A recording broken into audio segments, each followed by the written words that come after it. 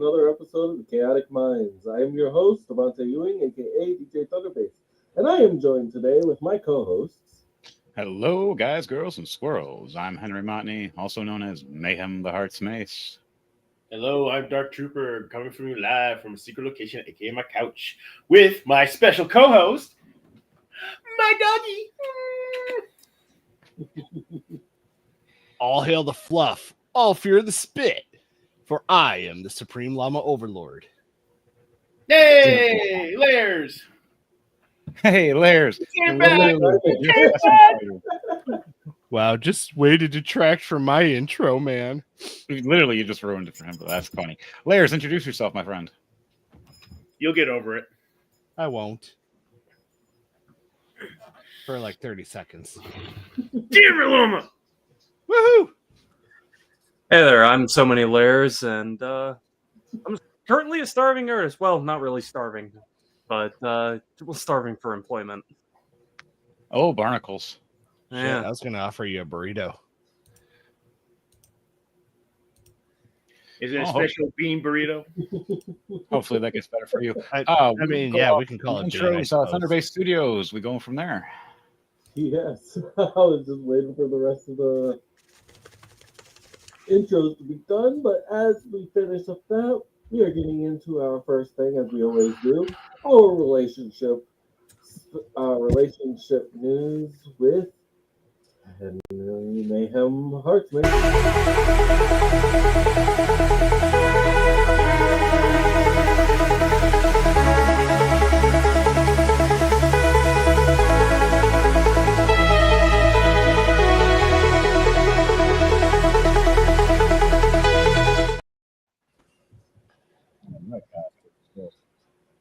Now remember, first thing I always do when I mention in a relationship, for relationships, friendship, co-workers, and whatnot, and anything else, communication. Communication is key to all relationships and or such for discussion. You always should be able to communicate and talk with one another. Sit down and have a discussion, and if you get heated, calm down, or have the other person wait and calm down, and go from there. So, when it comes to relationship advice, if you have siblings, we're going to talk about that for today. If you have siblings of some type, occasionally get rude, mean. Sometimes you have a sibling rivalry. That's not just something they say. It's a real thing. I'm not even joking. It's real. For those who do not have siblings, usually they don't believe it or see it usually, but in all reality, siblings have that. I did with my brother and sister, and then my adopted brother and sister. What's a sibling? Damn it, Llama. It's what you have. It's what you and Henry have, which should be. Oh, because Henry's like my sister. Damn it, Llama. I did have the longer hair, but now you have the longer hair, so Yeah, it's on my face. you're the pretty woman. I remember man. that. I remember when you had the longer hair. Yeah, I like it. At the same time, though, it got me overheated. Yeah, now Every he farm manscaped. remembers. I've been there.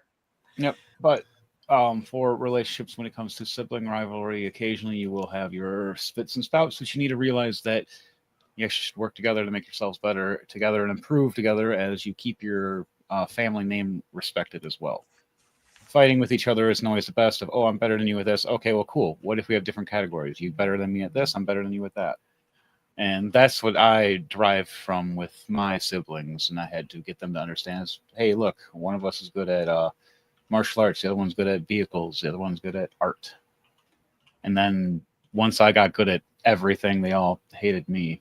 It got annoying. It became a jealousy thing. So with sibling rivalries, you have problems like that. You definitely need to have communication. Now, because you're comfortable with somebody, you tend to be more rude, or you have less of a filter the longer you know somebody and the more you've had conversations. Sometimes you know how the tilly-tally around or have a discussion and talk about things and without stepping on eggshells or without ticking somebody off. But over time, after it's been 10, 20 years, you've known somebody, you just blatantly say what the thing is. And for siblings, that happens and that becomes issues and drama. You always have to have a chance to have a discussion, communicate, apologize if there is an apology needed. If not, just hope all is well. I often do that, but responses differ depending on the sibling. So, on that, for relationship advice for siblings, besides discussing or trying to figure things out with one another, anybody else have any kind of relationship advice or anything they want to go over or questions they would like to state? Well, in your case, Henry, you did not look out when it comes to the sibling right or the sibling lottery. Me, on the other hand, No, I I have bad siblings. I grew up with four great siblings, with three other great siblings. I have two older sisters and an older brother. I love them, and I would protect them as best as I can. I would help them as much as I can. They can't if they called me right now saying I need you to come help me, I would jump off this podcast and go help them. That's how much I love them. That's great. My parents also had siblings. I only met out of all their siblings, I've met exactly maybe one that I know that I love, and that is my aunt. And I never, I if I have met them, they were long, like they were far and few between before I could ever remember them, or they were just it was so unmemorable. You didn't really burn into my brain. There are so many terrible stories that my parents' siblings did. It would fill this whole podcast. But my siblings, yeah, we don't always get along. Yeah, we sometimes fight. Sometimes we even yell at each other. But at the end of the day, all you can really do, and this is a quote from the Rick Riordan book: families are messy. Eternal families are eternally messy. At the end of the day, you have to remind each other that you love each other and you're all that you got, and try to make it work the best you can. I respect my siblings. They sometimes have to call me out for my shenanigans. Sometimes get testy with me and I sometimes get annoyed with them because we're siblings. We have different personalities. We have different ideals of what it means to be an adult. But you guys are still close to each other. That's what makes you say it the way you do. Yeah, we're still close. We're very close. I was going to take my car in the other day, and I contacted my sister and asked for a ride. She told me very clearly, I can't do it because I have to go get my kid. And I was like, okay. And because I knew for a fact that she takes priority over her daughter takes priority over giving me a favor. And if I had a kid and it was in the same situation, I probably would do the same unless it was in a dangerous situation. So like the other day, my sister texted us and asked, she was in town. She's going to be in town for a layover this weekend, and asking if we want to go hang out with her. And it's like, I would if I could, because I'm taking my car in this weekend to get repaired. But that's beside the point.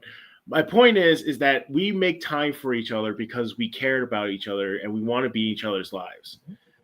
And unfortunately, there's not every siblings are like that. Some have closer relationships. Some have, in your case, have worse relationships. Oh yeah, my brother and sister, I love them dearly and miss them so for different reasons. But the pro to the con is that they go crazy sometimes, or they try to do their own life and then refuse to talk to you because they wanted to make up something, and then because I'm very blunt and honest about things, I'm like, no, that's not true. I'll call you out for it. And it made them embarrassed and hate me. And then, they'd take my stories of my life and say they did it. And then when people would meet me, they'd be like, wait, isn't that what he does or what she does? And no, that's what I do. And then I would show video and proof of all the things I've done. And it's not just once or twice. My brother tried to say he was a pro wrestler and pro fighter, and I'm like, no videos, no proof, no nothing. And the only time you've ever fought and trained was usually amongst me. And the people I did know that you fought got your butt whooped. But you're tough. I gave him that. You're durable. Sister, haven't spoke to her for years, just made stuff up and disappeared. It's unfortunately, but that is sadly more often than not the tale, because like I also listened to some of the Red stories. Like today, on my way home, I listened to a story about a sibling, a stepsister. The guy goes, the guy buys a house. He's been neglected by his family his entire life, and for his stepsister, and the guy goes, bought a house, and then his family harasses him to give his house to his stepsister, and he has to pay for it. It's like, no. Eventually, he sells it and moves away, but it's like, so you literally destroyed the entirety of the relationship, what little relationship there was, for a house your daughter that he was not going to pay for. That if he was not going to live in it, I'm not. If it were me, if I'm not living in this house, I'm not paying for it. Yeah, not unless I'm like super rich and I really just want to do it as a gift. And even then, knowing how things have gone with my family, no. Like, I know what's going to happen when it comes to money and stuff. But always, when I was on TV and everything else, everybody would come to me and, oh, hey, can I borrow this much money? Or can you buy me this? Or can I? No, I'm not doing any of that. How about no? Probably not. Can I borrow a pizza? Damn it, Llama.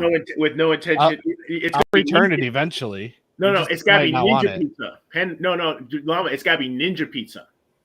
All right, but on that note, Is let's that shift the off way? to lore.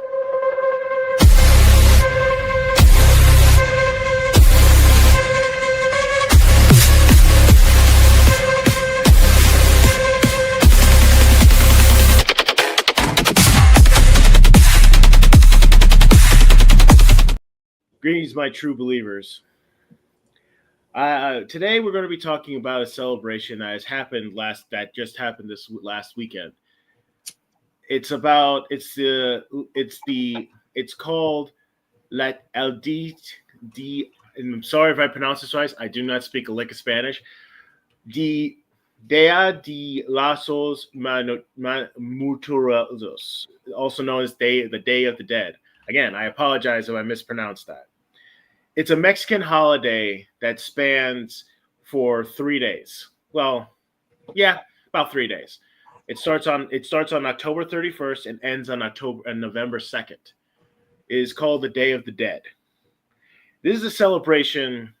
Now, you have to understand, this celebration has been going on for thousands of years. It is always the same 3 days. It started all the way back in Central America with the Aztecs and other cultures around that area. And this is all pre-Columbian days. The Mesoamerica, the Aztecs, and other cultures in that area. They believed in a universal cycle of life and death. So they celebrate death in order to also celebrate life, because it's also changing of the seasonal, and all that good stuff. Because they believe that death is actually a part of life, and that's a very true statement. And and they believe that I am not even going to try because I'm just totally going to butcher it. It's in their version of the Land of the Dead. Their loved ones have to go through trials in order to get to the resting place. And in order to do that, during the Day of the Dead, they allow their loved ones to come back and celebrate with them. It's actually a really beautiful a really beautiful festival, with lots of beautiful, vibrant colors, beautifully painted skull masks, and all that. It's such a lovely cultural thing. Oh, let's not forget sugar skulls. And yeah, it's skulls everywhere. Candy skulls. That's where it all comes from. It's not just a thing where people think it's cool for looks. No, it's actually for a reason too. Oh no, there's a reason for it. It's a veil of 3 days, which is when the closest time of the dead come with the living. Yeah. So when people start reacting and acting weird. They actually the main reason it was able to survive for as long as it has is because when the Spanish came, this is the time period when All Saints Days was the rage. This was before Halloween was a thing. They see, a lot of people, is a very common misconception that they believe that the Day of the Dead is the Mexican Halloween, which is absolutely not true. They are totally two different celebrations for two different holidays. It is not a Mexican Halloween. It is actually a celebration of something else. That Halloween is Western civilization. It's because how it became a thing is it was actually a blending of the Day of the Dead of the Aztecs version of the Day of the Dead, as well as All Saints Day, and it came together and had a baby, and that was the Day of the Dead. How they celebrate it is they actually set up like this altar called a Alfreski. I am going to totally butcher that. And oftentimes they have marigolds because of their very strongly scented flower that actually draws their loved ones to the souls of their loved ones to the altar ski. I can't. They also have butterflies, monarch butterflies to be specific, that decorated to represent the soul of the person. They also have it's a very lovely, beautiful celebration.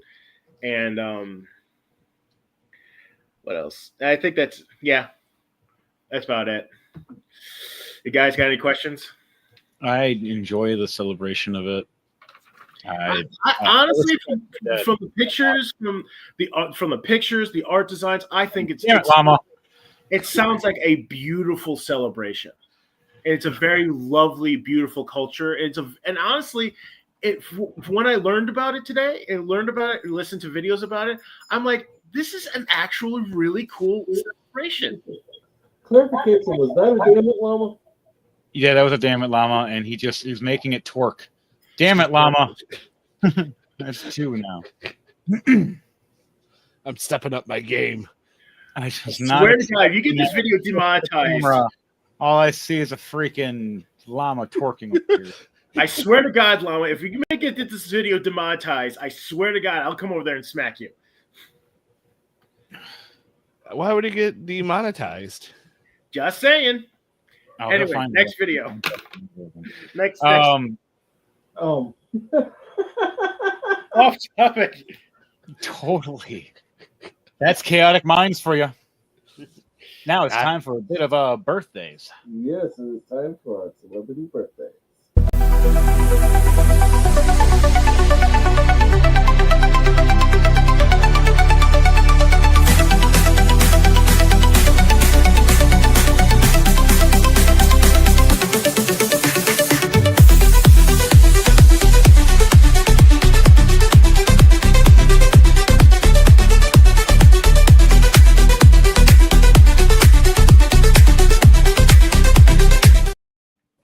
We're on the 30th today. We are going to start off with October 30th, and we're going to start off with Matthew Morrison, 46.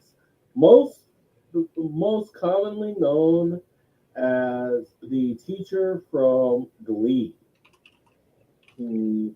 I got John Adams, 1735 to 1826, U.S. president. The second president.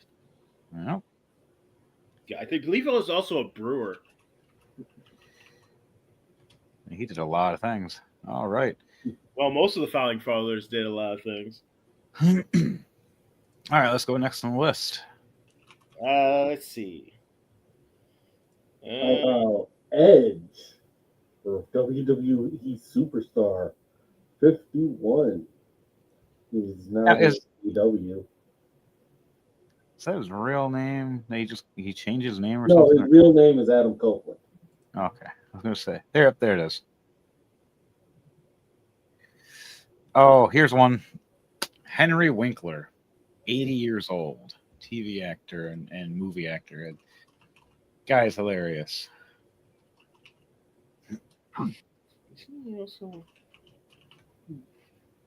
Who else got a birthday? I think I got one. I'm just double checking something. I'll do like two more before we shift over to the 31st. Yeah, someone else. Let's see. How about Kevin Bullock from The Wedding Planner? Interesting. 68. Let's see. Let's do one more, and then we're going to shift over to the 31st. Who do we have? That's Oh, you already did that one. Let's do 31st.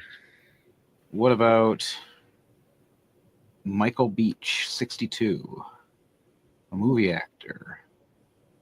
Did Robert Dalby and Earl James Jones films. Was in Rim of the World and ER, Third Watch. Mhm. All right, let's go over to October 31st, though. It's Halloween. That was Devil's Night. Christopher Columbus. Didn't he like sell the ocean blue? He did a lot of weird things. He was interesting, though. From Rob Schneider. 1551 to 1506. I got one. David Orden Stearns. He died. He was 75 when he died, March 3rd, 2018. He was one of his most iconic roles was as Major Charles Emerson Winchester III from MASH. Nice, nice. Oh, David Ogden Stiers? Yes. And then there's Rob Schneider, you mentioned, but didn't get to say his age. 62 years old. Oh, I thought he was 63. It says Oh, 62. you're the one Damn. that first mentioned Oh him. no, he was born in 63. My bad. You're actually the first one to mention him. Okay. Adam Sandler, he hangs out with and did Waterboy, Big Daddy, Mr. Deeds, Grown Ups, and a lot of stuff like that. I enjoy him. I liked him in Deuce Bigalow, Male Gigolo. Love the comedy. Hey, Dom's here. How Hello. about Mr. Ice Baby himself, Vanilla Ice? All right. The only song I like of his was Ninja Rap. All right, Dom, if you'd like to introduce yourself, my friend, and then we're going to get back to the birthdays. Hi guys, Dom aka Down in Visions here for the night, and sorry for the late. So I came down crashing the party with the birthdays. And I got one for you guys. We have John Candy, who was born 1950, passed away in 1994. He's a movie actor that's best known for his film Uncle Buck and The Cool Runners. Yeah, I enjoyed him a lot. I love his comedy. All right, let's do. Michael Malley, 59. He's best known in Yes Year as well as in Glee. He's also from Parenthood and Parks and Recreation. Nice. Here's another He one. also appeared in My Name is Earl. Here's one. We got Willow Smith, 25. She is a pop singer and the daughter of Will and Jada Pinkett Smith. I feel bad for Will Smith. He's an awesome dude. Same here. Same here. All right, let's go to November 1st. Okay. See if we can find anybody good.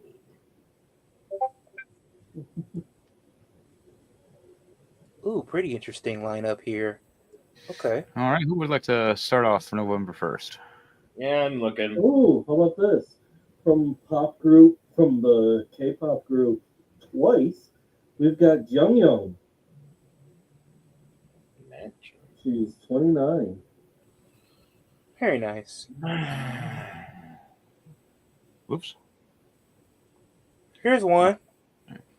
Anthony Ramos, who is a actor and stage actor who's known for Transformers. Robot in Disguise. The recent one that came out, I think it was with the word Beast in it, and he was recently in the abysmal Disney Plus Marvel series Ironheart. I got another one right here. Chris I hear Reddy. good things about Ironheart. Ironheart. It's. You guys do know that Ironheart was originated from a Japanese porno, right? Mhm. Damn it, Llama. Yeah, I'm kind of disappointed how the turnout came. And then they what they did is they flipped it from a Japanese smart girl to this girl that's like a smart black girl, but then they made her a thief and made her a stereotype, which made it look real bad. And I'm like, why did you make her steal Tony Stark's tech? Why didn't you just make her hack into his stuff and he's watching her the whole time and pays attention? And then like there was so much they could have done to make that better, but they made her look bad. And then when they did the movie or the shows and stuff, oh my God, By the Gods and Holy Squirrels, like, no, bad. You made her steal from the people and school and then work with the bad guys for like 3/4 of it until the end. And How about the next one? It didn't look good. Sorry about that, though. WWE superstar turning 43. It is L.A. Knight. Yeah. Oh, why? I left that one for you. Has he won any titles? Yes, he has held the United States Championship 2 times, and he is also, I think he's current holder of the heavyweight title. I'm not sure. Can't remember right now, but he has held the heavyweight title before.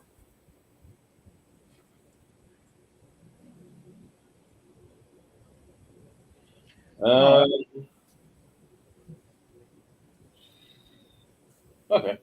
There's a voice actor named Darren Norris, voice actor. Oh, Vic 61.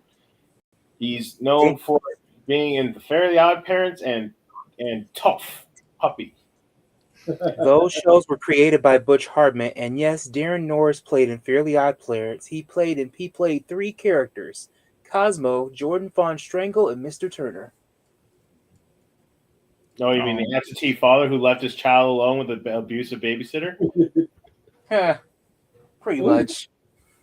And it's How funny. about this? It's funny. A Michigander native himself, lead vocalist of the Damn it, Red Mama. Hot Chili Peppers, Anthony Kiedis, 63.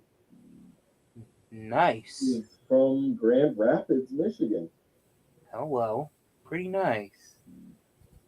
Llama's having way too much fun right now. Damn it, Llama. I have All right, one. all right. After this one, we're gonna go to the second. We have Miss Jenny McCarthy. She is a TV host and actress, and she's a wife of Donnie Wahlberg. She's known for Scary Movie 3, Scream 3, and the host of the Masked Singer. I'll go first. The next one. For the All second. right, we're gonna go to November 2nd. How about Maria and how about the Queen of France, Maria Antoinette? Oh Maria. God, we're It's talking. Born in October It's not Maria, it's Marie. 1793. But she's got such a lovely head on her shoulders. It's not Maria, it's Marie Antoinette. Marie Antoinette. Yes, How about this? She has such a lovely head on her shoulders. but Not unfortunately, she lost her David- head.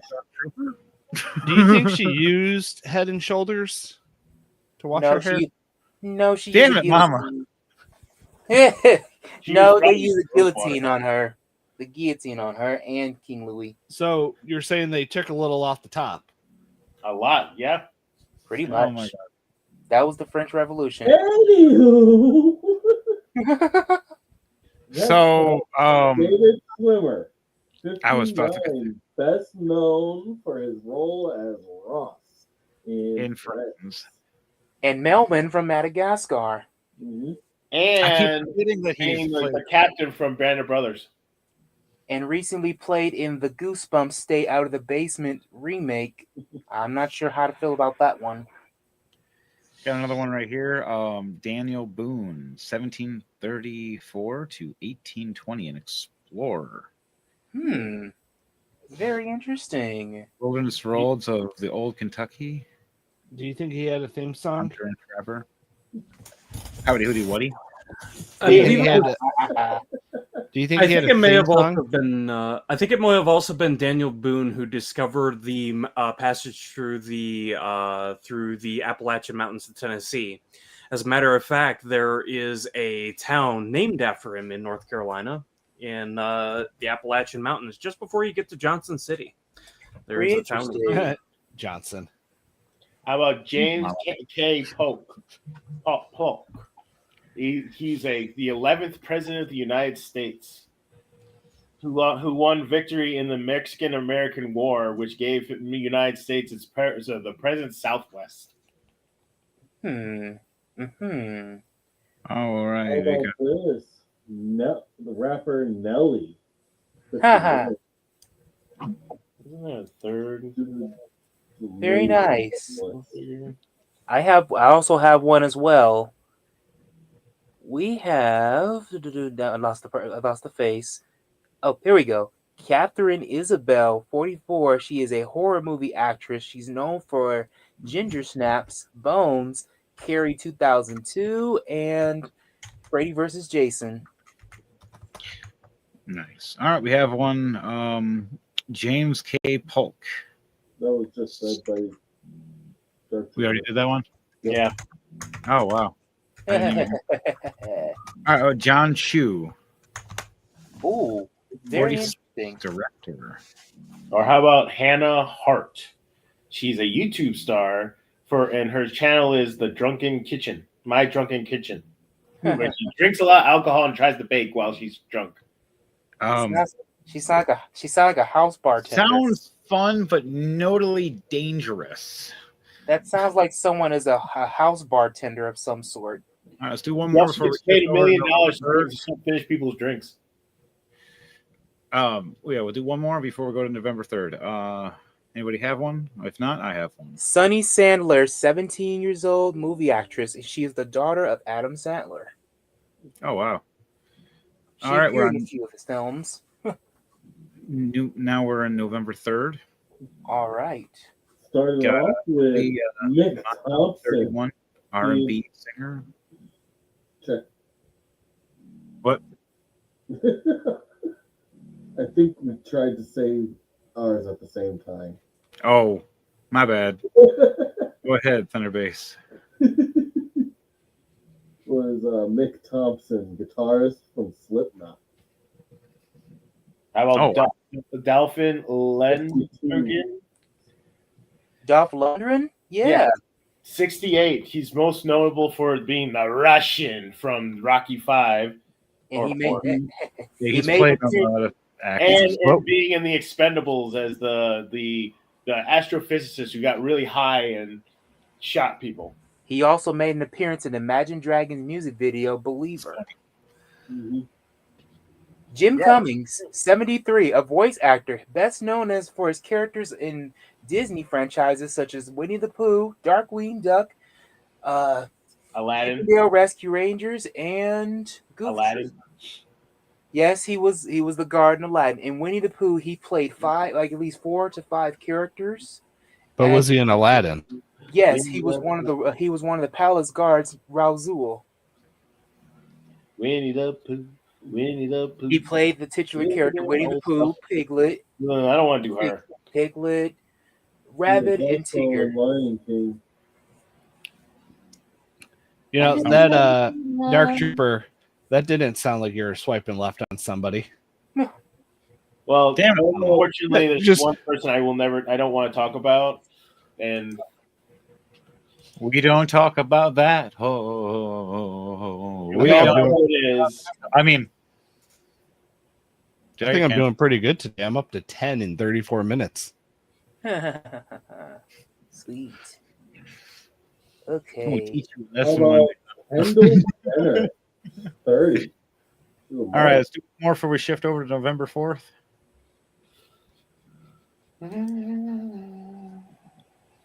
Let's see. Who do we got here? Oh my God. All these ads keep popping up on my phone. Stop it. Gee. All these dang old ads. Here we go. Stefan Sanchez, 23, pop singer. What did he pop? The Pool. And Until I Found You. And I Want You. Okay, it's all just one hits. Big on 2022. So okay. All right. So November 4th. How about Matthew McConaughey? Ooh. He is All right. 56. One of his movies is Magic Mike. Oh, well, you had to go there. You just. I think it's a funny one. He voice acted in a movie called Sing as the lead character. As the pig? He was the koala bear. Remember him in Dazed and Confused? He's also in Tropic Thunder, The Wolf of Wall Street. A Ghost of Girlfriend's Past. Oh, yeah. We're just not going to say that one at all. Oh, wow. But we're going to go with this other one. Stephen Ogg, 52. Ooh. That's Yeah, the we're going to just stay as far away from that individual as much as possible. Steve Ogg is known for voicing Trevor in Grand Theft Auto 5. And The Walking Dead for that one. And How about this? Happily Gifford, comedian, 65 years old. Oh. Oh, is yours Thunder? Jeff Probst. He's the host of Survivor. Oh, wow. Wow. That's survive. 54. It's just too bad that the first one was like the most legit. Right. And then Oh, he after actually It usually has works that way with he has a new show now called the Jeff Probst Show. I'm just upset that, after that day, it was all the rest of the shows are just like background food stuff. They weren't actually trying to survive. All right. Ralph Macchio, 64, movie actor, best known for Karate Kid, Cobra Kai, and a voice actor in Secret of the NIMH 2, Timmy's to the Rescue, and The Outsiders. All right. We got Gia Kim, 33, TV actress. Kaio Kitty, Netflix series. Mm-hmm. Very How about nice. this? Darcy Rose Byron. Oh, She's 27. She's been in The Young and the Restless, The Bold and the Beautiful, and then she also is Princess Amber in Sophia the First. Very nice. Okay, here's one. Doris Roberts, 1925 to 2016. She is a TV actress best known for Everybody Loves Raymond. she was the mom. She was great. All right, let's do one more before we go to the fifth. I could use a fifth right about now. Damn it, Llama. Fine. I plead the fifth. Yeah, close enough. Fifth on Fifth Avenue. How about Marky Post? From 1950 to 2021. Wow. Marky Post. Oh wow, Mhm. she's known for a sitcom called Night Court. She's also in a few episodes of Chicago PD. I've actually watched a little bit of the Night Court. It's actually really funny. We're on November 5th. Remember? I got one. Robert Patrick, 67. He's best known as being the T-1000 in Judgment Day 2. That's hardcore. Terminator It's also- 2. Yes. How about this? Actually, fun fact: that scene when the main protagonist was driving away on the motorcycle, he actually outran him. Because he was a track star back in the time, and they actually had to tell him to slow down just so they could get the shot. Yeah. That's funny. It's like when you have people that train in fighting and boxing and tell them to punch fast for the camera, and you punch so fast the camera can't catch you. Yeah, that's the scene was supposed to go like it was. You're supposed to get away from him, but the problem is he was such a good runner, he actually outran him, and he kept catching him. Oh man, they should have done a scene of him just running past, jumping in front of the car and stabbing the car, or doing a flip or something. That would have been cooler. Yeah, How exactly. about this? WWE wrestler Roxanne Perez. She's one of the newer members of the Judgment Day. Hello. Oh, that's what he played. I forgot. And I Kevin Jones, 38, guitarist for Jonas Brothers Mhm. in Montana.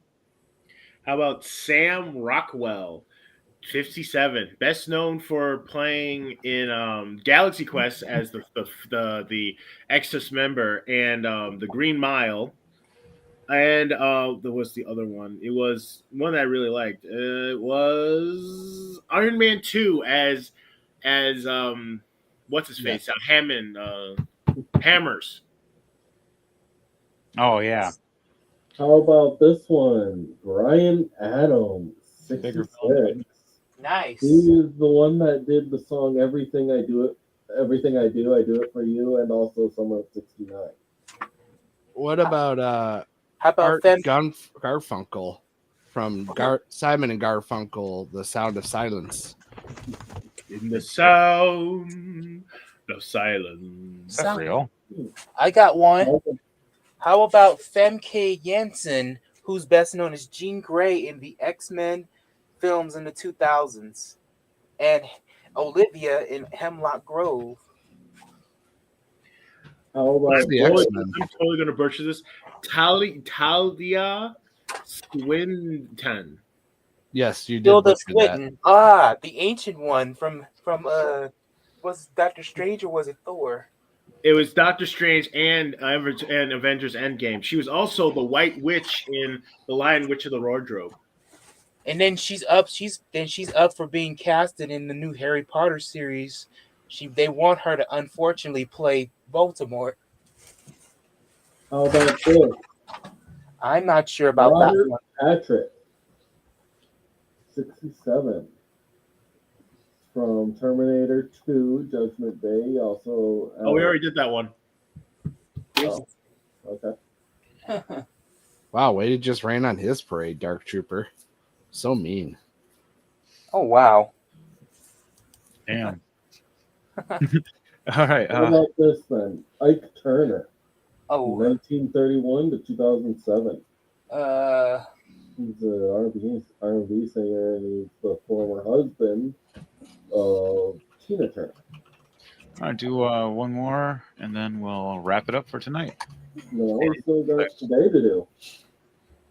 This is only the 4th. We still got one more day to do. Oh, I thought it was the fifth. No, No, we're on the 5th. Okay. Yeah, today's the 5th.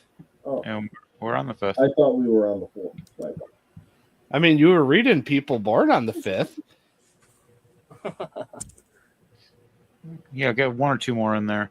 I don't know if you guys got Tilda Swinton. Yeah, we did. we that did. Did I say her name right? One. No. Tilda Swinton. Wow. I can't read. It's I all appreciate right. you too. So don't, But I think someone covered that one, but they want How her. about schooling people? That's why you should be homeschooling your kids. They And want that is her. why you shouldn't be on a I tree. actually liked her portrayal of the White Witch in Lion Witch of the Wardrobe. Yeah, I did too. Actually, I I also actually liked her saw in Constantine. both the movies. I actually saw the one from the 80s or late 80s, early 90s version of it by the BBC, and this one, and the more modern one. Yeah, it's like 3 movies or something like that altogether. Plus the original, so it's 4. Yeah, I've seen it. I've seen them Books all. are better. Yeah, but I would love I to have always support that. you just fall through a closet and you spend a whole lifetime somewhere and you come back through and you're back to where you were when you first went through. in No, age. it's not. It's a wardrobe. I know it's magical. The whole point is that you open it up, you go through, and time literally stops on one end.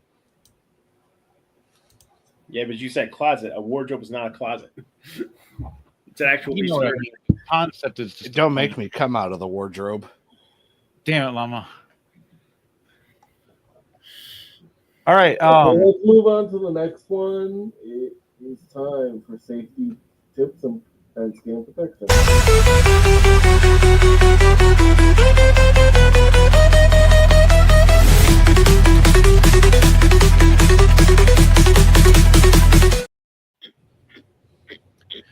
All right, guys, girls and squirrels. For winter is coming up.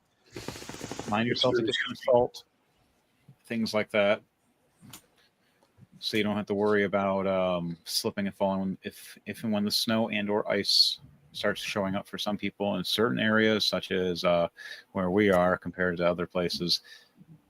You don't want to slip and fall, so please keep that in mind. And for a random common note one, look both ways before you cross the street. Sometimes look ahead of you too, depending on if you're at a four-way crossroad. So, anybody have anything for safety tips or things preventing against scammers? Lately, what I've been dealing with scammers, I've just been double checking, finding out it's a scammer. I have hundreds of people blocked. With winter around the corner, you should always test to see if your furnaces and all the devices that are keeping your house warm is up to date and up to code and all that. It's always good to get that done like months beforehand, because this time of year, every Havoc guy is booked solid for weeks or months ahead. So it's always good to get that stuff inspected beforehand. If you live in certain apartments, because some apartments don't have adequate heating devices, make sure that you run your taps before you go to bed, especially late at night when it gets really cold, because that way it keeps the water running and it keeps your pipes from freezing. Because frozen pipes are bad. Okay. What? What else is there? For some situations, if you are worried about your pipes freezing, a good tip about that one, until you can confirm your pipes won't freeze, you can go to the end of the line. Like if you know where the end of your service line is in your house, it's best to do it there. But essentially, you can just turn your faucet to a drip, so then that way it kind of keeps the water flowing through the pipes and it's harder for it to freeze. But for safety internet tips, it is always better to use a hardwire connection. And what you do is you just take your Ethernet cable, put it into a Trojan, and then plug it into your device. Like a condom? Yep. Trooper? Then you won't have to worry about being fucked. Haha, I foiled you. You had me going for a second there, but yeah, yes, use protection. Damn it, Llama. It's just important. Damn it, the crew.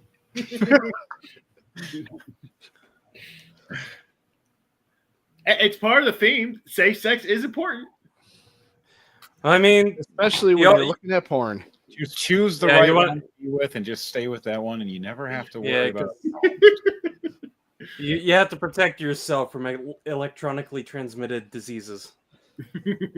Or ETI for sure. Maybe.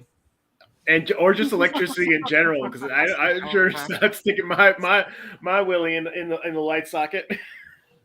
But that's what I worry about when it comes to that kind of stuff. Please, if you guys are doing that kind of stuff with a robot thing, please be mindful what you do. Don't put the plug in your ass.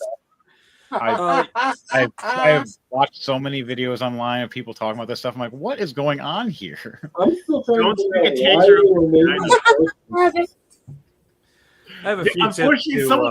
A woman actually did that and she died. I have a few tips to tack on for physical security and inclement weather. Go ahead. With winter, obviously, with winter time comes the risk of inclement weather, and oftentimes with inclement weather comes visibility, especially out on the open roads. Anytime that there's rain, sleet, snow, and what have you, it is always a good idea to practice safer driving techniques. I worked traffic control, and one of the things they taught us was always keep your head on a swivel.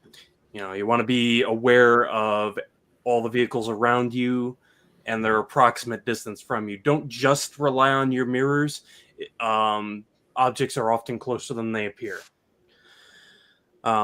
If you're a pedestrian and you're out in inclement weather, it's a really good idea, especially if you're working later at night, for instance, and you're walking later at night. Most people don't, but some people do.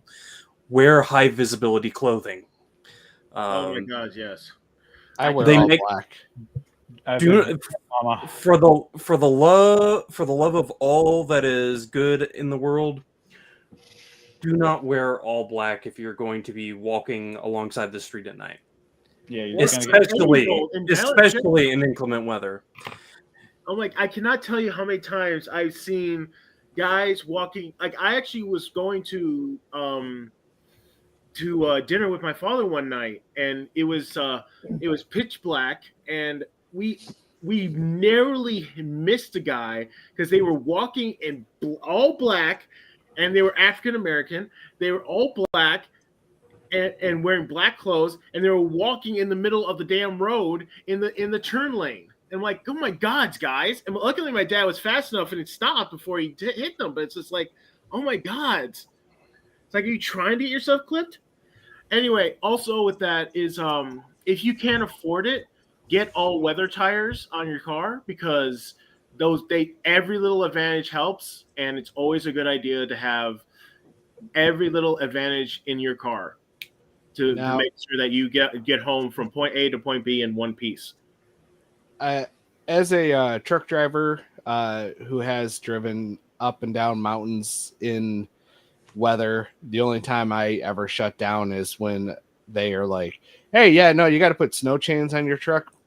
The snow chains on my truck are decorative. I'm too lazy to get out and put those on. They are a very important safety feature, but I'd rather park because I'd rather not risk my life or anybody else's.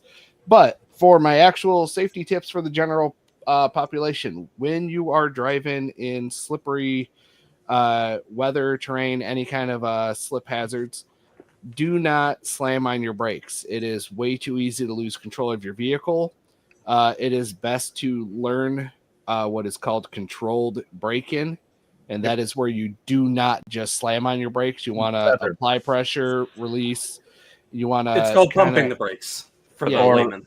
It's You- called you- feathering the brakes as well. It just you tap and But Also, Oh, very important safety tip to go along with that is do not oversteer if you begin to lose control of your vehicle. yes. So actually, this is what happened to me last January. I was on interstate going from I-275 to I-96 westbound. It's an S curve.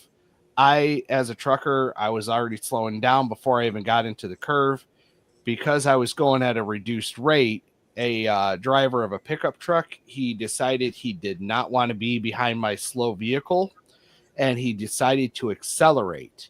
And his pickup truck is rear wheel drive, which that does give you harder control in slippery weather. So when he decided to accelerate, he ended up losing control directly next to my truck, made contact with my truck, busted a few things on my truck, knocked out my alignment. I did lose temporary control of the semi, but was able to luckily regain control. I watched him go in my mirror, go off the interstate, up a hill, come back down that hill, and do a couple of donuts as well in the snow while I pulled off onto the shoulder. And like he said, do not oversteer. It is that will also be bad for losing control. And if you slam on the brakes while trying to turn, you will not turn whatsoever, just for the record. yeah. It's also important to mention that when you do lose control while you are attempting to regain control, it's also important to note that the direction you need to turn to regain control changes depending on whether you are front wheel drive, rear wheel drive, or all wheel drive. So keep that in mind as well. Oh, don't slam on the gas either.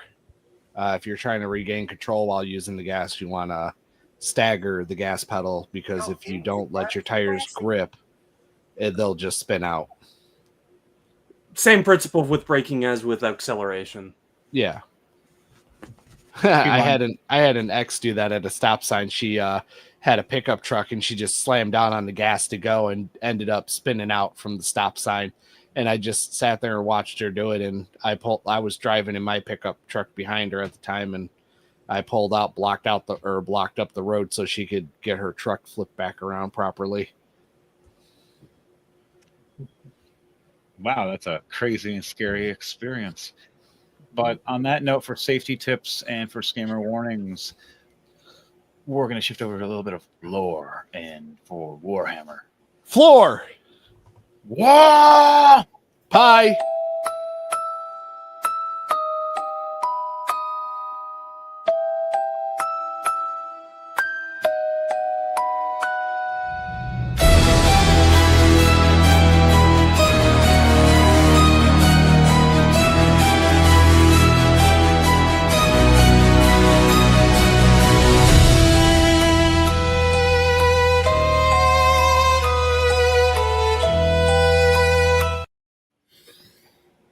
Greetings by the grace of the God Emperor and this holy and with the blessing of the Holy Inquisition, I have been given permission to tell you of this tale. Let us talk about one of the Emperor's greatest champions. I'm not talking about no Space Marine I'm talking about his right hand, his shield, his spear. I am talking about Constantine Valdor, the first Captain General, the first custodian ever made. Oh, well, his first successful custodian, I should say. He is the shield that he is one of the Emperor's, was the Emperor's guardian, his man who kept him, who was by his side for all throughout the entirety of the history of the early history of the Imperium. He was a boy growing up in the wastelands of what used to be Earth, where the world was ravaged by techno-barbarians and uncontrolled psychers summoning demons from the warp. Also being in a barren wasteland of radiation and horribleness. Until the God Emperor, until the God Emperor made him into the custodian. He was by his side when he first rode out to start the Unification Wars, which we will talk about another day. The Unification, in a nutshell, the Unification Wars was a time period in which the God Emperor declared war on the entire planet to unify the entire planet under his banner. Some of his most notable records was the assassination of Koji Zog, who did horrible things, but her main crime against the Imperium was that she stole water. She destroyed the last major source of water on the entirety of the planet. And for that, the God Emperor sent the best assassin he had, which was Constantine Valdor, and he did his duty with failing nothing. He also was at the Battle of Morlan Song, which is Morlan Sen, which was a battle also known as the Battle of the Red Frost, where the Proto-Astartes, also known as the Thunder Warriors, were used to fight the evilness of the priest kings of Malin, which they did succeed, but they saw the horribleness of what the Thunder Warriors were doing, and they were atrocious. One of the things he had to do was at the Battle of Mount Irid, which is where the Thunder Warriors were put to rest in a massive battle between them and the Custodians, where they were slaughtered to the man. Which we will talk about the Thunder Warriors another day. Basically, in a nutshell, the Thunder Warriors were the precursors to the Astartes. But because of their genetic instability, they were executed. They were killed to a T. He was also at the Council of Nicaea, which by the emperor's side, where he heard where the psychers and librarians of the Adeptus Astartes were put under lock and key. He also was helped in the raising of Prospero. Alongside the Wolf King, Leman Russ, he raised Prospero to the ground, killing 30 soldiers, 30 blade warriors of the Thousand Sons by himself. He was also in a thing called the War Within the Webway. When Magnus the Red tried to warn his father of the Horus Heresy, he punched a hole into the Webway project, destroying the wards that was protecting the Webway from unnecessary intrusions.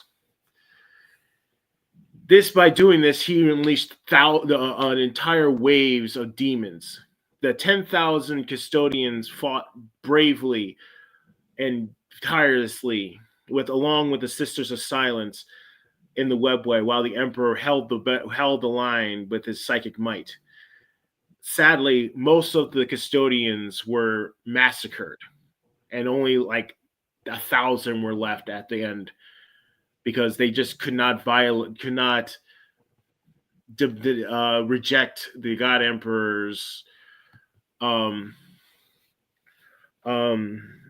orders. He was also part of a thing called the Execution Force.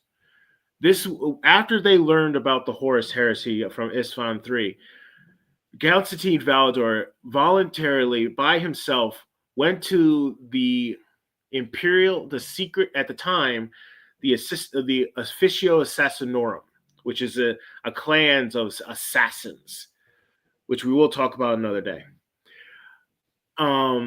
He gathered the best of their brains, and himself as well as them went to go kill a Horus, to cut the head off the snake, which was Horus Lupercal. Unfortunately, the entire venture failed. All the assassins were killed, and Constantine had to come back and incurring the wrath of Rogel Dawn. Unfortunately, because of he was also involved in the Siege of Terra, which was the final massive battle in the Sol system with the Horus Heresy.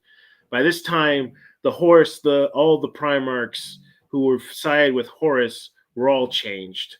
They were either polluted by demonic, possessed by the warp, or their legions became madness. What was left of his custodian guard protected the emperor on the Golden Throne, but he also fought in the main battlefields. He was also involved in the final battle on board the Vengeful Spirit. But he was teleported away, and he fought tooth and nail back to back with Rogel Dawn. Eventually, Rogel Dawn and him would fight back to back, and he would eventually name Abaddon the spoiler. He is the one who called Abaddon the spoiler. Towards the end of when the Horus Heresy ended, this is when Constantine Valador disappeared. And the only thing he said before he disappeared was only in death. And he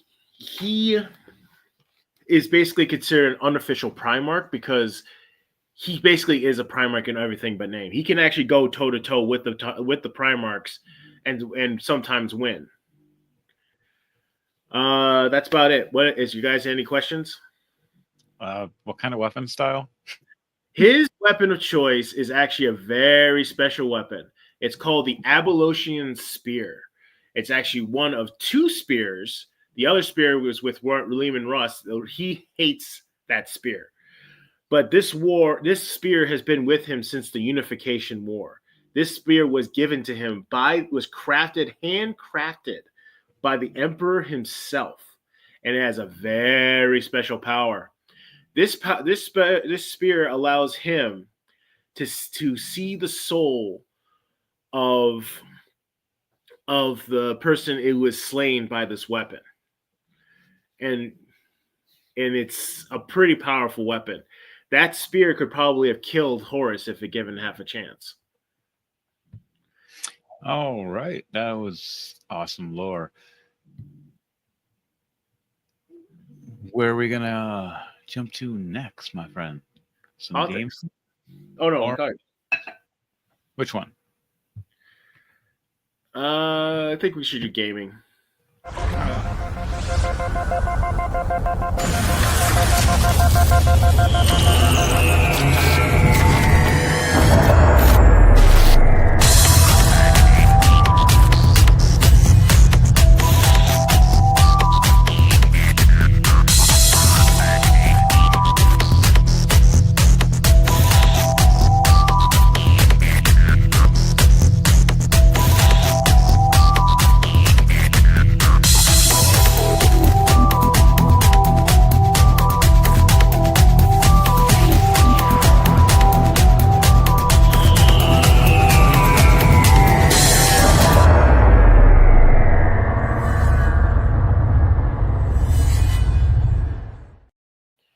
Game on. Oh man, I guys gotta tell you guys a gaming story real quickly. I was recently playing Dawn of War, Dark Crusade, and the mod. So I had everything, and I was talking with DJ Thunderbase while I was playing, and just got caught up in this battle until probably like almost 1 a.m. or something like that. Just fighting a Tau main base with my my Chaos army. I usually go Space Marines or anything, but I was going a storyline, so I was playing each storyline and see whose storyline's more fun. The Orcs so far are still winning when it comes to the most fun of a storyline to play. That's because they're the orcs. The orcs are always fun. They're just crazy and fun. The Necrons are pretty cool, but they're very difficult. It's very difficult to end. Surprisingly, Chaos messes them up. Necrons. It's very surprising. Yeah, it's just because of how the armies are built, and that's what I utilized. I messed up the whole Tau army with pretty much basic Chaos Soldier infantry, but they just go invisible, and all have heavy Daka, and just Daka, and run through and cut everybody down. And I just sit there with Chaos mortars and just fire from a distance, and I had probably, I'd say, like 15 to 20 of those things, and they're just sitting there at half the map bombarding the Tau before they even have a chance to get close to me. Well, I have on a different note for mobile games. Watcher of Realms is having a new event coming next week and is involving Count Dracula. Interesting. I've been And playing Helsing and another one. There's actually 3 new characters coming to Watcher of Realms, which is not sponsored, but we would love to sponsor Watcher of Realms. Right. I actually really enjoy the game. They just had an event for Halloween. They're going to have another event for Christmas. They usually do that about a week before Christmas. This current event actually has a Loki looking figure as a female. I was trying to get her so bad. My wife got her. Didn't even try. She got her, and I was just like. And then you got the big strong guy, the big demon looking dude, and then I ended up with the heavy set shield weapon lady. It's just, I think she's a zombie or something. Other than that, it's I've been mostly playing Call of Duty, Modern Warfare, and I also got Ghost Recon Future Soldier. Unfortunately, with that game now on the newer consoles, if you want to play, you first have to go offline and then go back online in order to get past the main screen. Otherwise, it won't go. It'll just go into a doom cycle. What else is coming out? What else is coming out recently? Let's see.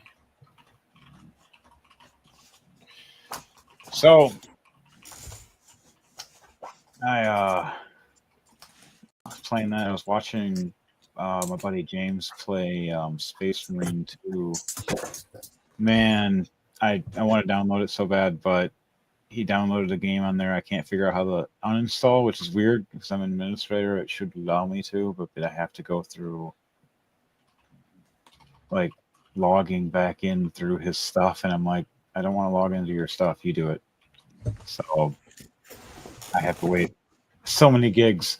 These new games are like 100 gigs, and for Space Marine 2 for the computer, I think it said 160 gigs or 180 gigs. Oh yeah, it's a big game. It's a big game. Yeah, I did not know how big this game was until I'm trying to download it. I'm like, oh, I got space. I got like 100 gigs. I'm like, wow. Well, it's also, you're not just downloading the game; you're also getting all the DLCs. There's like at least 10 or 12. Like, how many? I know I have a lot of DLCs, but I haven't gotten the second season pass for it. Currently, with the first season, there are 1, 2, 3, 4, 5, 6, 7, 8, 9 different downloadable contents. All skins, all of that is just pure skins. Oh yeah, and for PC, the It's, graphics are way higher. On PC, it's only 78.97 gigabytes. It's not 160. Oh, it's not including all the Space Marine 2 in a long downloads. time. Like it was for when I was looking at it, and it was. They may have optimized it, to be fair. Yeah. I do appreciate the fact that they made each of the skins class specific. Like they did Dark Angels, that's the Bulwark. The Iron Fist. Space Wolf one, man. That's what I'm getting. I'm just straight up just. Space Wolf, that's the Vanguard, which is it's actually really fun. You get a grappling hook that you can actually pull to yourself towards. Oh yeah. I have that armor. I have that armor in game. It is badass. It is. Honestly, they're all badass, but you're right. The Space Wolf one is really cool. Yeah, because they run amok together and just smash through a bunch of Tyranids. Black Templars have a really cool fucking armor set. Mm-hmm. Oh, is that I think it's in the second season. I don't have that one. Time to get on to our political chat.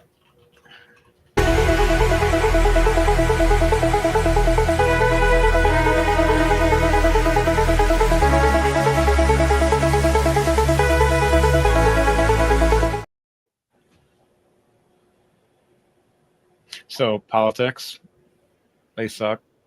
Oh, it suck. Wait, what do you mean politics suck? I do not understand this. Nobody has. Oh ever yeah, said that I saw before. that. Nancy Pelosi is she acts like a crazy person. Yeah, we can't. I don't think I can hear her though. I can't hear her. I can't hear Yeah, her either. there's no audio. I always thought she was a cuckoo's bird. She needs to go. Honestly, Nancy Pelosi needs to retire. Nancy Pelosi has become a negative figure in politics ever since she was Speaker of the House. She needs to go. She's a negative Nancy. She needs to leave. She is not helping the Democratic Party. She's not helping the American people. Leave. Yeah, I agree. How did you become so rich? You know, you because she was sharing insider information. Actually, I've got something to say about that once this clip is over. Well, that is something that I'm working for at the national level, and we have, are hoping that we can have gender affirming for our She cares about giving Part out loud. kids Trans kids. gender. No. Really not going to pretend as if He doesn't care about these people.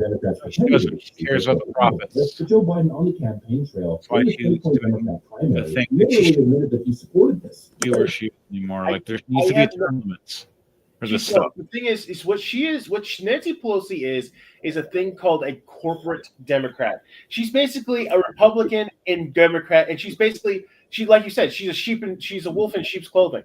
She doesn't care about the Democratic Party. She doesn't care about the American people. She's in the office because she wants money. Yeah, that's what it's about. I had to break it to you guys, but at this point, that's most of Congress. Yeah. Let me explain Yeah, what. that's the problem. Let me explain. Let me give you guys some information that I learned when I was looking into it.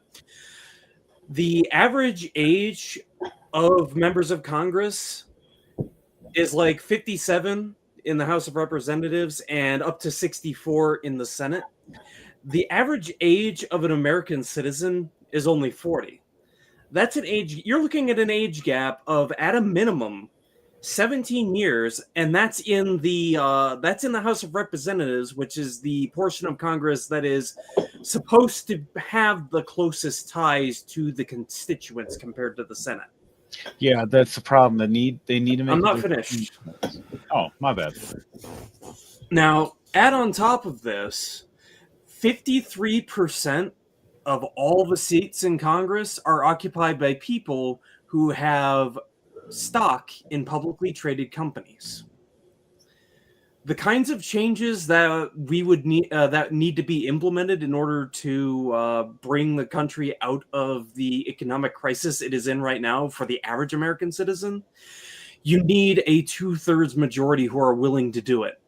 And with 53% having stock in public companies, that's already a majority who are not inclined to implement the kinds of changes we'd need to see, because the kinds of changes we would need to see would place restrictions on corporations and on their control of wages, and also on landlords and their control of rent.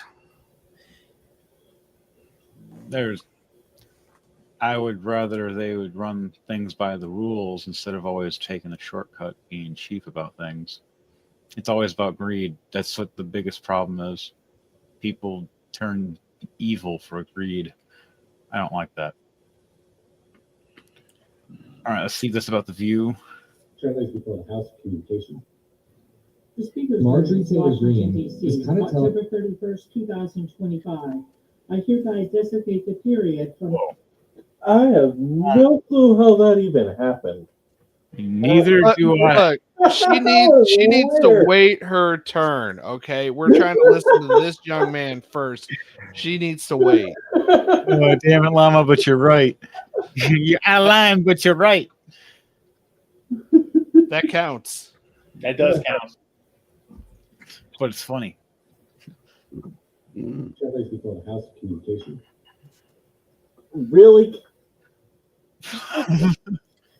Marjorie Taylor Greene. What are we doing? People are beyond outraged. Healthcare costs have risen and risen and risen and risen. Republicans never fixed it. And then the ACA tax credits were passed in 2021, and there was a sunset date of the end of this year. And Republicans never made a plan for that. I yelled at my cousin last week on our GOP conference call. By the way, I'm missing the call today. It's going on right now. And I hope that Mike Johnson is finally given a single healthcare policy. A single healthcare policy. He hopes he's maybe getting a single healthcare policy. And that's the thing. It's just like Here's something you all may not know. Marjorie Taylor Greene is making more sense than the actual person who's supposed to be running the party. You're lost. You're not doing something right. Because Marjorie Taylor Greene's And the worst thing that I just can't get over is we're not working right now. She's And done I the put things that she's done. criticism directly on the Speaker of the House. That goes And we should be at work. All the You people remember in this this audience, same they're woman gonna work every went to a school shooting survivor and said, and I quote, "I have a gun. What are you going to do about it?" every day. Yeah, that stuff's messed up, but It some of it's is out of an context embarrassment how to me she that one- acts. Some of it is wrong in general, though, but you shouldn't be doing it. The thing is, though, is that you kind of notice that they're becoming like superstars, and it's about interesting. It's irritating in its own way. Like, you know their names, and they're up there for 20 years and stuff. Like, you should have gone from one thing to another thing to another thing to be in there. That's one thing, but sticking within these positions, they need term limits for everything, and this is the stuff that bugs me. And Sorry, go ahead. I'll wait for you to finish. it's just like how I think it is. Even the cogs in the background, the people in the background should be only to a certain job for so many years before they shift over, and unless there's somebody that gains tenure, and they only should be allowed that only if they're within a certain thing. But even then, there should be some kind of like plan that you only get this for so many years, even after then you just get forced to retire or something. They can't have it so you're 60 or 90 or whatever, and you keep falling asleep during the conversations, or you don't actually know what's really going on down there because you live in this comfy world compared to everybody that actually does live paycheck to paycheck. I've lived paycheck to paycheck my whole life, and it sucks. Or On that note, that actually comes back to what I mentioned about the age gap between the average member of Congress and the average American. That is an entire generation. Oh yeah. Of time that has passed between That basically means that the members of Congress sitting now, or at least the majority of them, right, on average, have been in office since the Cold War really gained its peak of popularity during American history. We're talking like during the 1970s. Well, it's like, if you could say to, like, if you say I remember Reagan, it's like you need to leave. But my point being, these people on average have never had to live through the struggle that the average American has to live through right now. Yeah, they are not adequately representing us as Americans. Yeah. And while I could not care less about limiting terms by a number of years you're allowed to serve, I can agree with the notion that we should limit terms by a maximum age you are allowed to serve in public office. If we can have a minimum age at which you can achieve public office, for instance, the Senate, for instance, is 35. I think it is acceptable to have a maximum age as well. Yeah, I agree. To ensure that the average age of a Congress member does not stretch too far beyond the average age of the American citizen. Well, it's not just that, but it's also it's simple biology. It's also simple biology. As a person gets older, they start becoming more forgetful. It's not even counting getting dementia or Alzheimer's. You just get naturally forgetful as you get older. There was actually I think it was a congresswoman who literally disappeared for three plus months. Nobody knew where she was. None of her staff were telling people where she was.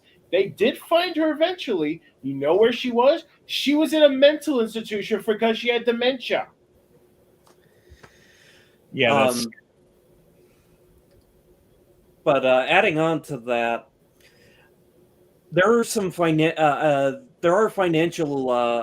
issues that need to be solved for this country, particularly regarding the cost of living. Because as it stands right now in all 50 states, the living wage is not below $19 an hour. Most people are going to have to work 2 jobs to make ends meet if they are single adults with no children. That's crazy. And most people are. And on top of that, with the way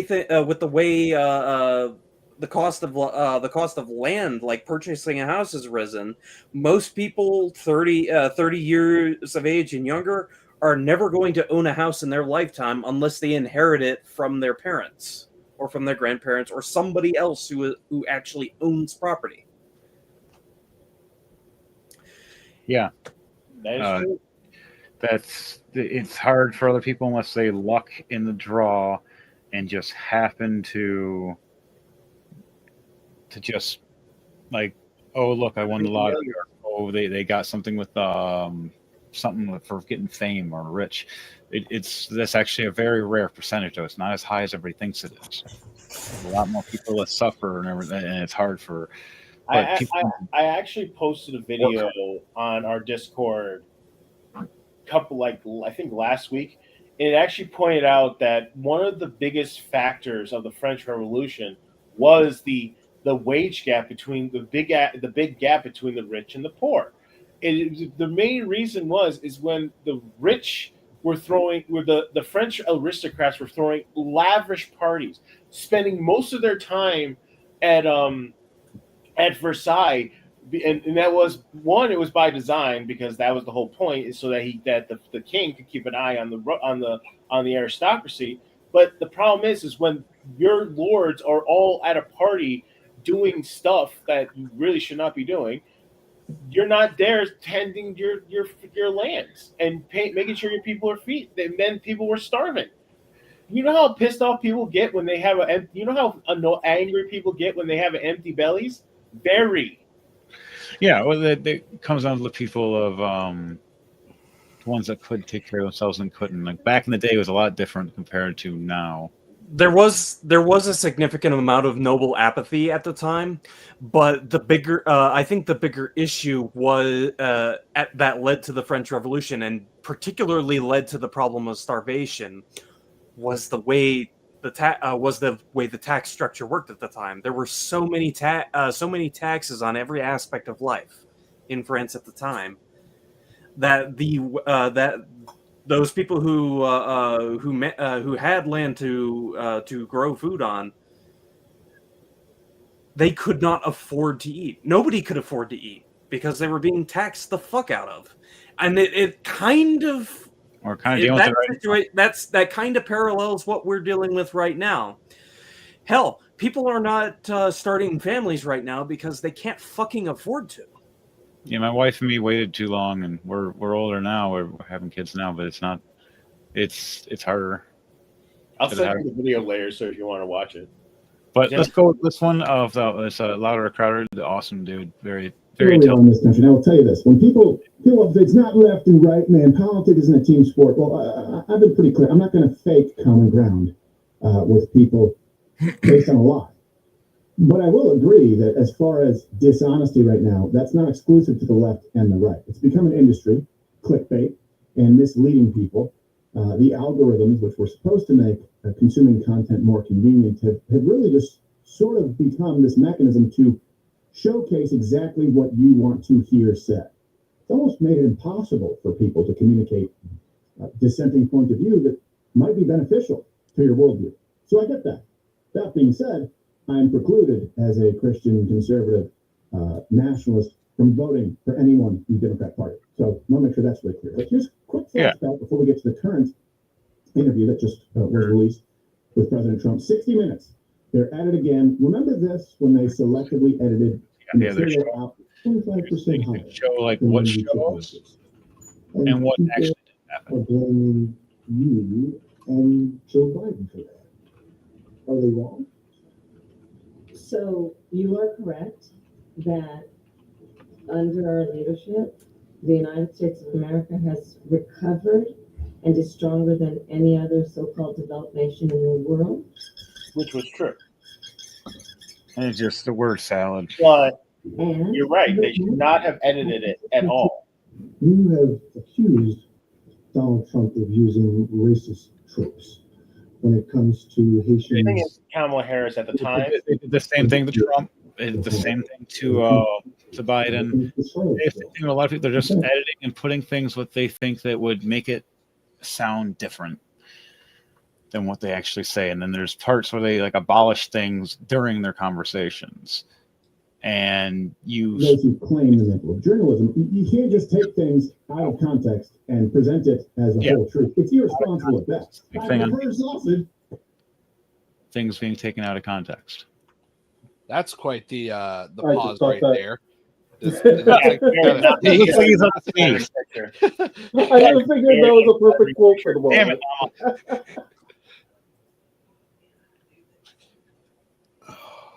So I do have one more thing to add on to the subject of politics. I've talked about problems a lot. I'd like to take a moment to talk about solutions. The one of the solutions I have to the cost of living comes in two parts. The first one requires an understanding of the Friedman Doctrine. And essentially, the Friedman Doctrine is that the social responsibility of a corporation is to increase the profits of its shareholders while falling within the laws of society.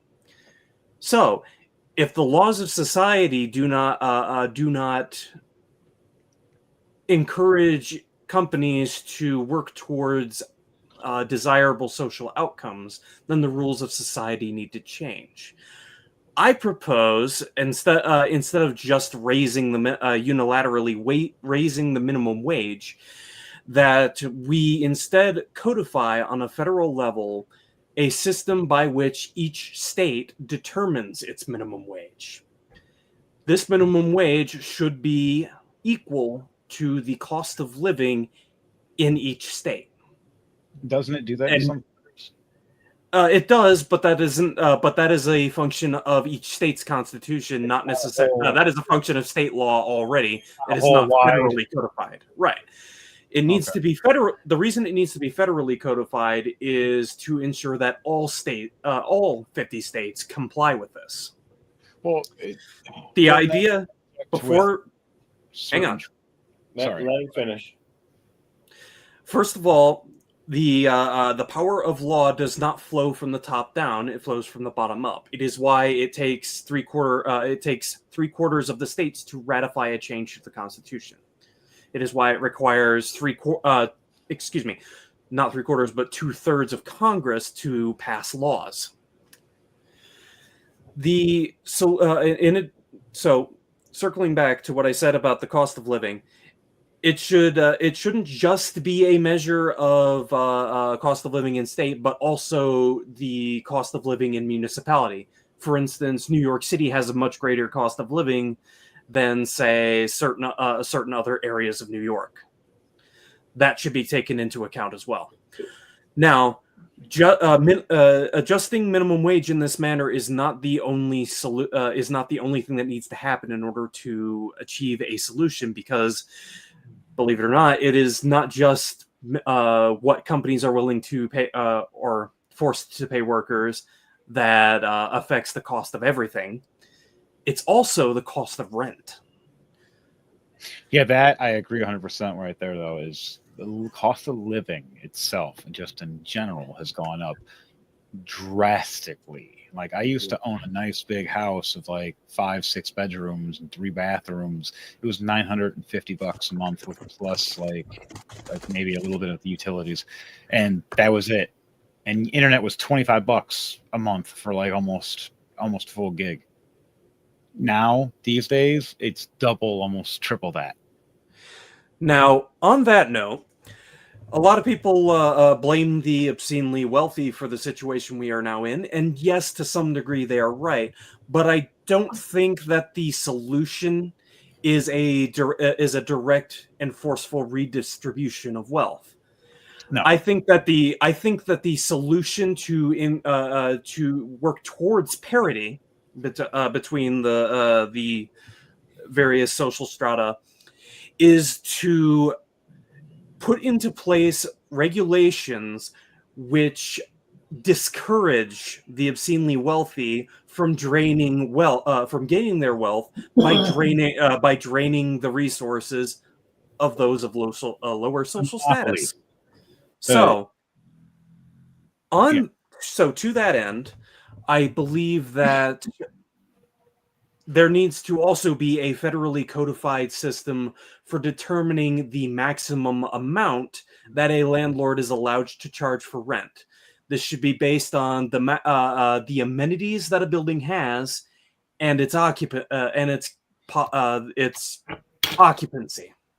Yeah, meaning how many people can live comfortably in that building, and what amenities does that building have to support the people living in it. If I can add on to that, I would go with also like lot rent for people with like trailer home areas and stuff too, because the constant increase every year, that's just not right and not fair.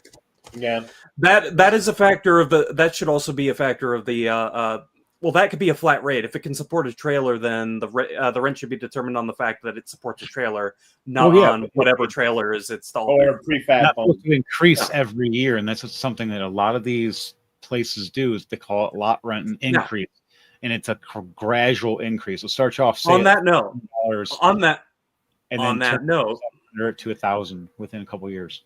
the reason I suggest that it be determined based on amenities and occupancy is that this turns it into a fixed cost, and however many to enforce this and to discourage playing fast and loose with the system, I believe that for every percent above this maximum amount that a landlord is charging, either for rent or for sale, and those should be calculated separately, there should be a tax penalty that they must pay in tow, and this cannot be derived from this cannot be used to raise the price, because obviously if they try to raise the price to account for the tax, they get taxed even more heavily. If you do it that way, also another route as well is either that route, or if you forcibly increased their rent and didn't tell anybody or lied or whatever else and got caught, they now own that property away from you, which makes it so they really don't want to screw you over, because they will be screwed over and lose this whole property in the process. And technically, or just any sort of incentive that stops them from screwing over their tenants. Because I fortunately have not dealt with that kind of stuff, because I this is my first apartment. I've been very happy with it. But the problem is that there are landlords out there who will just arbitrarily, without even asking why, just because you looked at them funny, they'll just increase your rent. That's already handled by tenant law in most states. It wouldn't hurt to codify more protections federally, but that's generally handled by state law with tenant rights. Now, regarding, but as I was saying, for every percent over this maximum that a landowner chooses to charge, they are taxed an additional percent equitably.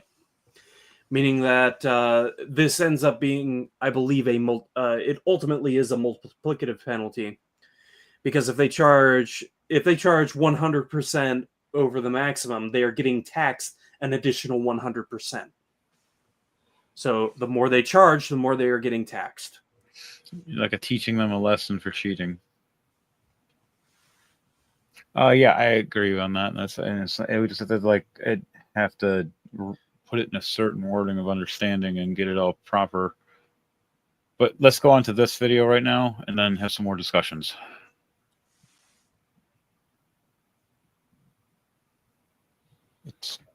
No sound. Hold on, I'm reading lips. Well, they are using the words above. We can just read that if we need to. Oh, yeah, just take the easy route, I suppose. He pled guilty in 2023 to violating anti-money laundering laws. The government at the time said that CZ had caused significant harm to U.S. national security, essentially by allowing terrorist groups like Hamas to move millions of dollars around. Why did you pardon him? Okay, are you ready? I don't know who he is. I know he got a 4-month sentence or something like that, and I heard it was a Biden witch hunt. In 2025, his crypto exchange Binance helped facilitate a $2 billion purchase of World Liberty Financial's stablecoin. And then you pardoned CZ. How do you address the appearance of pay for play? Well, here's the thing. I know nothing about it because I'm too busy doing the other. This is one of the craziest clips I have ever seen in my life. The president is claiming that he doesn't know about a pardon that he just issued, after he spent months claiming that Biden didn't know what executive orders he was signing or what he was doing due to the quote-unquote auto pen. Trump is saying in this clip he doesn't know, which means either one of two things. He has literal short-term dementia, which would be very concerning, and he doesn't know what he did last week. Or number two, there are people controlling his administration without his knowledge to benefit themselves, to enrich the people around them. That's the one I'm more likely going to believe. I would take a guess that it's a mix of the last two. This is blatant corruption happening in front of our eyes. Every it's Democrat should probably be something talking about this. involved. I can't believe that Hunter Biden's laptop makes its way around Okay, the internet as a that's enough. conspiracy Yeah, theory. Hunter Biden's laptop is a real thing. But the thing is I already know that. What he's saying about that is like, how many times when Biden was in office? Now Biden was a sick old man, and he should not have ran for a second term. He should not. He shouldn't have ran for a in the second first term. place. He at was all. sick the whole time.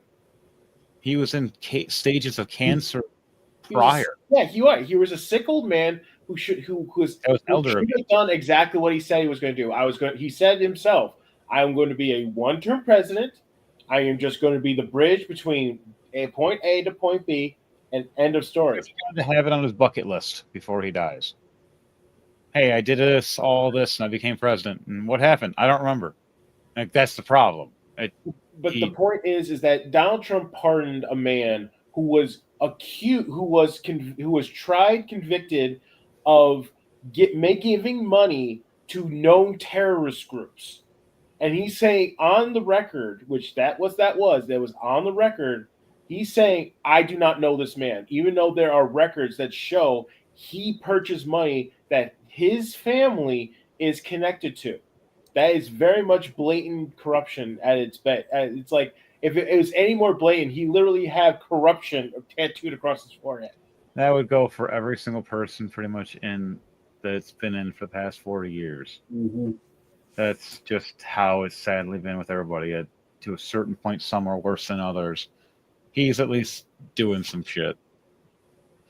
Unlike the Biden administration, where being shadow puppeted the whole time, and we had to pay more taxes and more taxes and more taxes, and we're like, why is everything going up? Why are we all being shut down? Why are we all being forced into a jab that we don't want in our arm that can kill you? No. I'm not dealing with this shit. Like, I'm glad I didn't take the shot. There is one other thing I wanted to say about the rent situation is I think that I think that the federal process for determining what the maximum amount of rent is legal to be charged should also be based on the minimum wage of however many people are capable of living in that apartment. It should encourage cohabitation for people who can for larger apartments that can hold 3 or 4 people, so that isn't just being occupied by one person at some really low rate. Buildings residences that can hold more people should have higher rent naturally. They should have it back to how it was, where it was like a nuclear family, where the dad worked, the mom stayed home, and if they made side hustle money, that's side hustle money. But it wasn't taxed or anything, and they should have, so the dad was come home with plenty of money to pay for the bills, have some for saving, have a little bit. Hang on. I don't disagree with you on that, but I think for a renting situation, I don't think that that is necessarily tenable for a nuclear family. Well, it would be more ideal for a nuclear family to be able to purchase a building outright. Yeah, they should be allowing it and making it easier in that way for them. It's that they don't, though. I know I have a nuclear family, and I do all the work of like the money situation and that my wife, she does what she needs to do. It takes care of the house and everything else, and does her business with DoorDash and whatnot when she has to. But mostly I do all the bills. I think that especially how pricey everything is right now, and here it's ridiculously pricey. I think if we were to regulate home purchasing, like outright purchasing as opposed to rent, maybe the maximum amount for that, the ceiling of that, should be based on let's say 10 years of rent. All right, so let's go into this for now. You in the government has dropped a truth bomb on the world that's left everybody shaken to their core. Today we are talking about the Democrat scam that they have been pushing onto everybody, all the way across the board, whether it's stealing elections, fake bomb threats against New Jersey polling stations, getting rid of voter ID, importing illegals to vote, giving our taxpayer dollars to illegals, SNAP benefits to people that don't deserve it, getting people that were dead to allegedly be collecting stuff. Now, it is important to note that Caleb Hammer, a guy that does financial audits, normally with retards, did a financial audit of the governor of Michigan. Yep. So, just another call. She just tried to sidestep a lot of questions. We have to understand exactly where we are in society here in America. Let's see what Joe has to say. Interesting to hear. Perfectly, Sean. This was not a loophole. The Biden administration, Secretary of Homeland Security, Alejandro Mayorkas, devised a scheme to fly illegal aliens into the country and then to escort them en masse across the border by the millions, and to give them something known as parole, which gives them a work permit, which gives them a social security number, which gives them access to the voting booth. This was the plan all along, to get them here illegally so they can get free government benefits. That we're talking about. Free government benefits doesn't mean free. Free government benefits mean I pay taxes. Those taxes go to illegals, to welfare, and be able to participate in American elections. That's right. We should be they should use their country paying for B, themselves. destroy the economy. Us. C, own them and their votes I too. forever. This was an attack on democracy by the Democrat Party. It's the same attack that we see. I'm so happy that someone actually in the White House is saying this. This is the And problem, not just though. a podcaster for me, because I've been saying this for months. Yeah, This has literally been something I've been saying for months. This has been an orchestrated, planned assault on democracy, where they import a underclass to society to scream about billionaires while they come in. Oh yeah, you can pause him.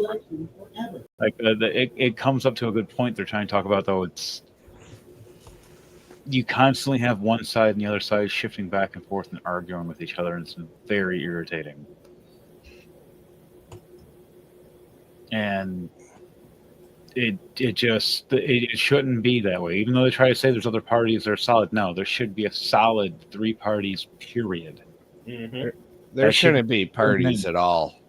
Well, in all technicality, yeah, it's not supposed to be, but like with these days, you can actually, promote one person and everybody can choose that person or whatever. Back in the day, though, that was the issue. That's why parties were created. It was funding too. I am going to say that party politics is incidental to the freedom of speech and the freedom of assembly that comes with it. Yep. I am not going to say I don't think that there should be political parties.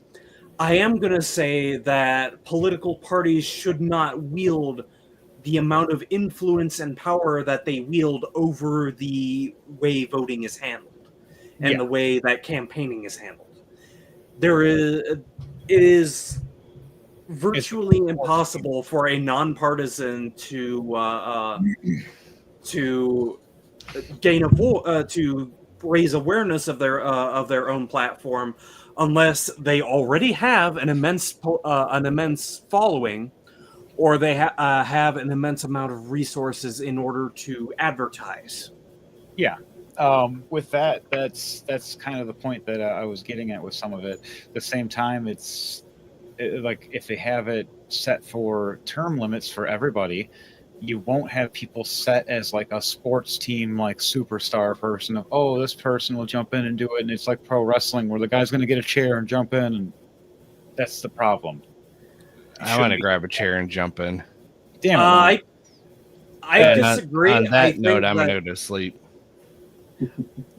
I do disagree with you on the matter of term limits. I don't think imposing term limits will solve the problem. I think it'll just accelerate the rate of change out of tag team politics, basically.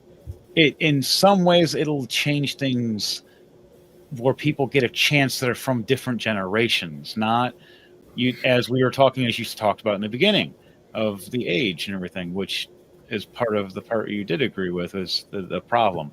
There should be some kind of term limits or age limits, but nonetheless, it should be shifted out accordingly, where it would make sense to have somebody trained up to do and take over the position the right way, not by corruption, which these 2 team limit things of like red versus blue all the time, that's exactly what it is. Red versus blue. You need to stop. There needs to be three. There needs to be three people sitting here because one's technically the referee. Even when you go There into needs to be more than 3. Yeah, well, there should be, but Well, I'm saying Jimmy bare is- minimum, there should be some kind of formality of a law that at least if there's going to be parties, it can never be 2. 3 is the bare minimum, and it should always be a bare minimum. But no more than 10. It's going to be one. So there can never be this back and forth of your team versus my team. No, there's another ground of people going, hey, guys, you're arguing, you're fighting. Calm down. Let's all sit. Oh, you're holding votes on this side? Well, we have the extra votes. Now let's get the things going and rolling without these arguments or without trying to hold the people hostage for votes. It's messed up. And that's what we're dealing with all this. Surveys before the House of Communication. The Speaker's Rooms, Washington, D.C., October 31st, 2025. I hereby designate the period from Monday, November 3rd, 2025 through Sunday, November 9th, 2025 as a district work period under Clause 13 of Rule 1. Signed sincerely, Mike Johnson, Speaker of the House of Representatives.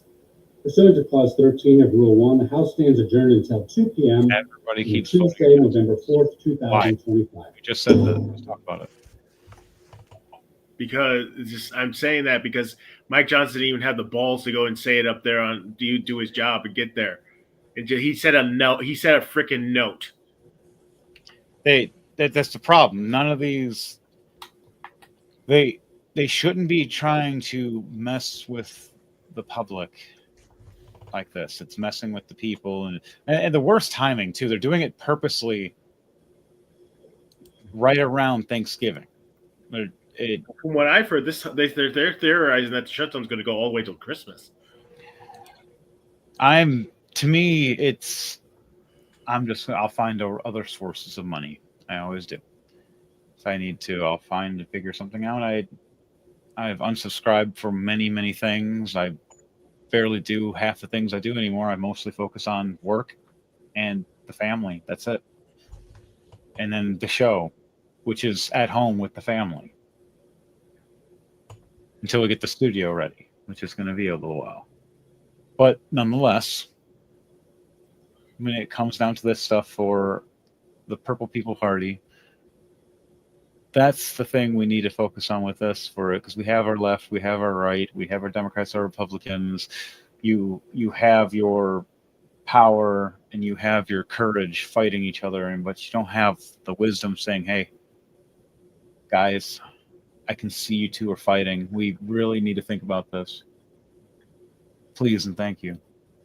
And nonetheless, there always should be some kind of formality of like a triforce or trifecta, something that goes and sits in the middle.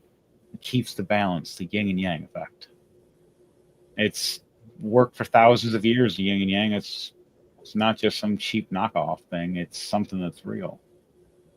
And mixing it into a real understanding of party with also the American bald eagle being a representation of the animal instead of a forgetful elephant or a corrupt donkey. We don't need neither. We need it to be of a party of 3 at the bare minimum instead of always everybody going, listen, my team versus your team. You know how many fights and arguments and people don't want to be family or friends anymore? I've lost hundreds of friends, hundreds of people that actually used to all hang out and chat and all be buddies, changed, disappeared within overnight, or if not within weeks or months because of politics. It's upsetting. And there's more people in the middle sitting there going, I have to choose lesser 2 evils all the time. Why not? Why should you? Why should you always choose between one side or the other side? There's a middle ground. People keep saying there's not a middle ground. There is a middle ground. There is the peaceful talks and the sit down and let's have a discussion on both sides. Figure out what's really going on and how you guys feel. But there's the people that get caught doing greedy things and they don't want people to know, so they do shady things to keep you hush. And they don't want that to all get out. And that's the problem with a lot of it. That's why we need this the three-party thing that's held solid. You need this many number of this party, this party, this party. You need this many number of votes to succeed in something. You keep it within math. Math is the only thing that's absolute. Speaking of math, rolling to die, everybody.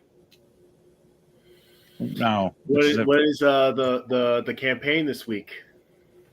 Our campaign for this week is a connection to the end of the Mimic Castle. Now it's who was the necromancer that was bringing the undead that whole time around? It was the character that turned on everybody and disappeared at one point. Berlin. So, Technically, so if you want to watch it, tune in this Sunday at 6 p.m. Eastern Standard Time. What he said. Also, we have for our performances and combat performances, movie performances, stuntmen, and everything else, the Grey Mercenary Knights GMK for the CEO. We have many things to do with it. Also, the big umbrella for everything is such as our planet, a chaotic era odyssey, because the world is chaotic. We're in a new era, and this is our odyssey. Making sure everything is running smoothly, and also making sure, and also bringing some of the musical entertainment. We have my project known as Sunday BC Productions, which is an umbrella for movies, music, and other sort of entertainment productions and everything. And where you will find my music, as I am DJ Thunderbass. But don't forget to tune in every Wednesday for a new episode of The Chaotic Minds. Once again, I am Devontae Ling, aka DJ Thunderbass, saying thank you and good night.